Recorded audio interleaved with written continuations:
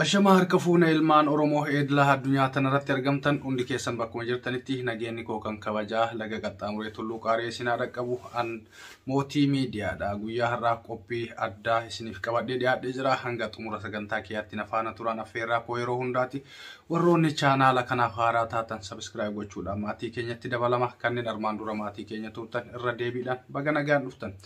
Egaa jidduu kana waa'ee adawaatiin wal qabatee dhimmi Hacaaluu Hundeessaa ka'aa jira. Finfinnee keessatti wantoonni garagaraas hojjetamanii jirani.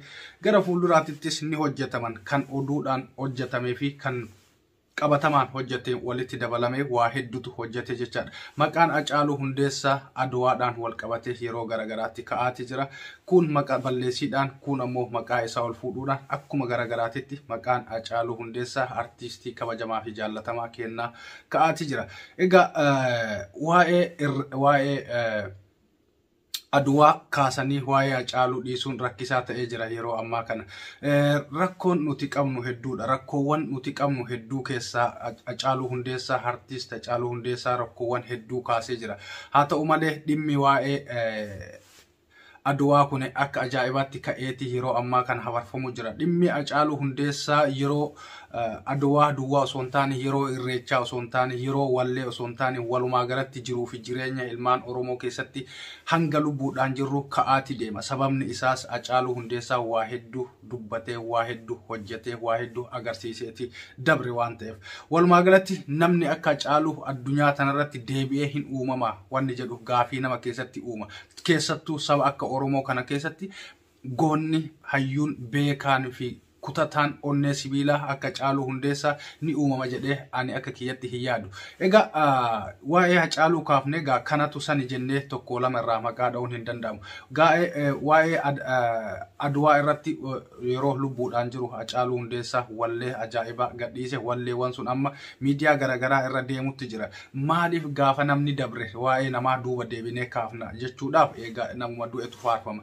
Keessattuu saba keenya keessatti namni keenya Oromoon namni sabaan Oromoo ta'e ilma namaa kana hayyuu fi beekaa fi gaafa inni jiru faarsurra gaafa inni du'edha kan faarsinee faaruu isaa qarxam goonee nyaannee nyaachifnu.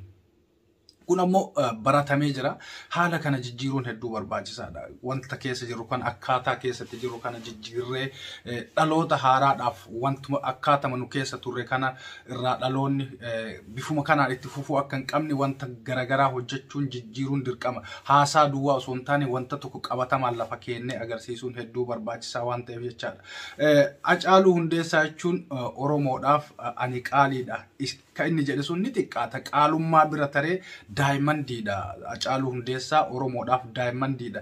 Jiraa isaatii miti haasafni isaa inni godheeti dabre jireenya ilmaan namaa keessatti bara baratti afaanota garaagaraatitti turjumaanamee kan yoomuu taa'u ta'a. Kan yoomuu itti yaadatamu, kan yoomuu akka muuziyeemii keessa seenee isa taa'u ta'a.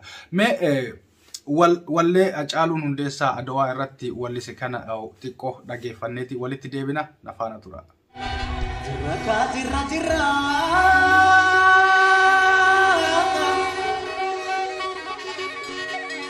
Akkuma argitan kana wallee ajaa'ibaati. Namni wallee kana dhageeffatee onneen isaa irrifanne, onneen isaa hin gammanne, duuba deebi'ee Hacaaluudhaaf hin boonne hin jiru. Hundi keenya ni boonna ni gaddina. Nama akkanaa kana dhabuun hedduu tokko du'a. Nuti garuu yeroo yerootti bararraa baratti hayyuu keenya, beekaa keenya, cimaa keenya, ija keenya, qaroo keenya dhabaatti jiraanna. Har'aa miti bara durii irraa waggaa 150 irraa eegalee Oromoon hayyoota akkanaa, beektoota akkanaa ciccimoo hedduu dhabaatti turte. Nuti garuu wanni goonu faaruu faarsuu duwwaa taane. Sababa faaruu faarsuu nama dabre san, nama dhabne san duubatti deebinee seenaa isaa, seenaan si yaadataa, gumaa kee bakkaan geennaa akka isi goona jennee faarsuudha malee wanti nuti qabatamaan goonu tokkollee hin jiru. Yeroo dheeraadhaaf wanti kun deemaa ture jechaadha. Yeroo hedduu nama dabre, nama seenaa hojjetee dabre faarsina malee nama yeroo ammaa kanatti addunyaarra jiru nama seenaa godhaa jiru hin faarsinu. Kun ammoo jijjiiramuu danda'uudha qaba.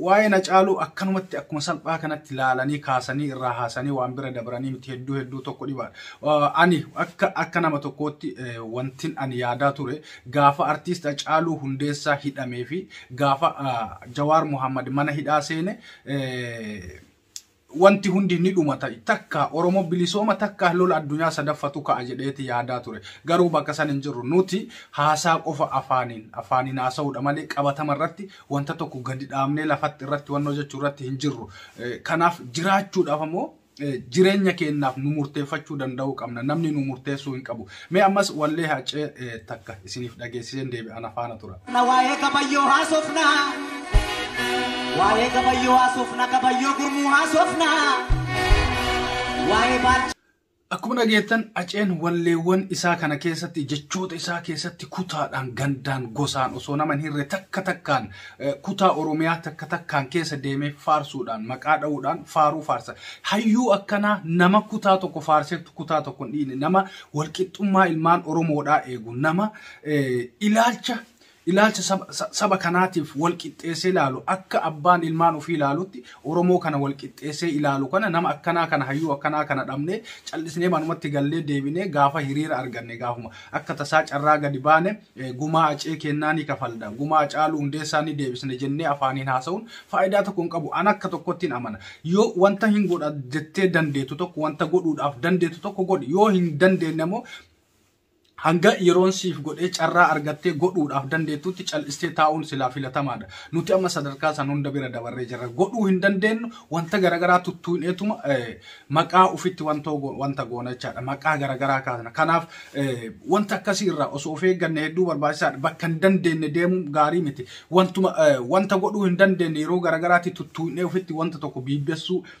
fakkeenyaaf bofa tuuxee biraan deebitu hadhaasitti tufa waan ta'eef qeerransa eegee qabdee gadi dhiiftu ofirra garagallaan sin dhiisu waan ta'eef yookaan tuquu dhabuudha yoo eegee qeerransaa qabde immoo gadi dhiisuun qabdu jechuudha hanga yookaan dadhabsitee jiisitutti yookaan ajjeeftutti akkasitti fufuu qabda kanaaf nama akka Hacaaluu Hundeessaa dhabnee callisnee deebinee taa'uun hedduu barbaachisaa miti walumaa galatti wanti Oromoon biyyattii san keessatti Itoophiyaa san keessatti Oromoon wanti Oromoon harka keessaa hin qabne jiru waa'ee dhimma Adawaa duwwaa miti Oromoon kaga'ee guddaa keessatti taphatte fakkeenyaaf lola Itiyoo Eertiraa yoo fudhattan parsantiin 85 kaachi keessatti dhume ilmaan Oromooti kanaaf ammoo namni akka Hacaaluu tokko dhufee dirqama dubbachuu hin qabu nuti hundi ni beekna jechaadha ganda keenya keessatti ijoollee meeqatu lola Itiyoo Eertiraa irratti dhume amma loluma Tigraay fi naannoo Amaaraa jidduutti keessatti ilmaan Oromoo meeqatu dhume nama meeqatu dhume dhimmi sun nu ilaallatamu nu ilaallatu waan jedhu hedduu beekuun barbaachisaadha namoonni tokko dhimma waa'ee biyyaa keessatti hin gallu sun nu ilaallatu nu galchuu jenna wanti nu galchine hin jiru wanti nu galchineef hin jiru biyya san keessatti ammoo biyya san kabachiisuu biyya san irratti abbaa taanee jiraachuudhaaf dirqama jalqaba nuyi ka ta'uu qabu sababni isaas nutu abbaa biyya saniiti warri irraafe sabaanis lakkoofsaanis homa hundaanuu nurra xiqqaawan ta'aniif bakka san hogganee bakka san dura dhaabbatee jireenyaaf dhabamuuf jiraachuu biyya saniitiif murteessaa ta'uu ka danda'u nuyi malee biyya san keessaa uf dhiibnee duwwatti kophatti uf baasuun faayidaa takka illee nuuf hin qabu yeroo hedduu namni keenya uf dhiiba akka nama biyya san keessa hin taane paaspoorta biyya sanii baannee abbaa biyya sanii taane ummata miliyoona 50 biyya san keessa jiru walakkaa ummata biyya sanii keessa irraa walakkaa ol ka ta'e nuyi kana keessa ammoo nuti uf dhiibuun faayidaa takka hin qabnu sabaaf sablammiidhaan marfamnee naannolee garaagaraatiin marfamnee osoo jirru akka nama biyya san keessaa baanee kophaa of kaa'uu danda'u tokkotti ilaaluun hedduu barbaachisaa miti nuti qixxaa'eelee sibiilaatii miti yookaan qixxaa'eelee faaraatii miti kan garagalchanii yoo barbaadde fuutee achirratti gubdu ka yoo barbaadde immoo fuutee achirraa gara biraa kaatu dachii bal'aa dachii magariisaa fi ummata saba bal'aa qabna saba bal'aa kana keessaa baatee ammoo uf xiqqeessiteetuma garana baaftee badhetti uf dhiibuun barbaachisaa miti kanaaf akka sabaatti bal'ifnee yoo yaanne nuti saba kamuu caalu bal'innaanillee hedduminaanillee beekumsaanillee hayyummaanillee gootummaanillee saba kamuu caalla kanaaf akka nama caallutti jiraachuu osoo hin taane namoota kanneen namoota wajjin jiraannu kanneen wal kabanyee wal jaalannee naamusaan isaan kabanyee isaan akka nu kabajan goonee jiraachuudha yeroo ammaa kanatti addunyaan nama humna qabu qofa qarqaarti yoo ati humna qabaatte qofa si qarqaaruu dandeetti addunyaan kun yoo ati humna hin qabaanne yoo ati laafaa taate laafaan laafama namumaa ergamee tumamee miila namaa dhiqee jiraatachaadha nuti ammoo sadarkaa sanitti uf gadi oofaa jirra yeroo irraa yerootti qabsoon keenya laaffataa deemna waliigalteen namni keenya saba biraatii walii qabu laaffataa deema nuti mataan keenya deebineeti wal nyaanna walirratti duula garagaraa walirratti goona akka saba tokkootitti jabaannee ka'uudhaaf jalqaba akka sabaatitti jabaattee ka'uudha tokko ta'uudha amantiin keenya tokko jetteeti amantiidhaan gargar baanus amantiin keenya gargar ta'us nuti sabaan tokko dhiigaan lafeedhaan tokko jennee uf amansiifnee ka'uudha yoo akka sabaatti jabaanne akka biyyaatti yaaduu dandeetta nama akka sabaatti tokkummaa qabaatee cimee tokkummaa ofiitiin ka'etu akka biyyaatitti sadarkaa biyya bulchuutitti sadarkaa biyya hoogganuutitti dabra nuti Partiin kenna partii hedduudha. Partii hedduu kan walitti deebinee nuti tokko ta'u namni Oromiyaaf Oromoof dhaabbatu partii 20-30 qabaachuun isan barbaachisu. Kanaaf egaa sababni Hacaaluun itti nyaatamellee sababuma kana sababa partiilee waa'ee partiilee dubbatee fi Hacaaluun qaaliidha. Nama Oromoof jiraatee Oromoof du'u. Ani nama ganzabaan yookaan mallaqaan bitamuu danda'u miti akka duraan maqaa irra kaanii qeerroo irraa gara feerrootti jijjiiramee ceen jedhanii maqaa itti baasan san ani akkasii miti jedhee ufuma ho'isanii nama ofii tuttuqanii ibidda itti qabanii dubbisanii diinaaf dabarsanii kennuun hedduu barbaachisaa miti. Yeroo hedduu wanti nuti goonu waan akkasiisan wantoota akkanaa kanarraa of qusachuun hedduu barbaachisaadha. Walumaa galatti wanni jechuu barbaadu nuti biyya san keessatti abbaa biyyaati. Namu biyya san keessaa dhiibee nun baasu yoo danda'ame yoo nuti si wajjin hin jiraannu jedhe namni biraa sabni biraa deemee nurraa bahuu danda'a malee nuti dhiibanii biyya san keessaa nu baasuun waan hin danda'amne. Kanaaf nuti ammoo of dhiibuu hin qabnu. Biyya san irratti abbaan biyyaa nuyi nuun malee biyyi sun hin jirtu jennee amansiisuu danda'uudha qabna. Hacaaluu dhabnee ammoo kan akka biraa kan Hacaalu kan akka Hacaaluullee dhabuu deemna.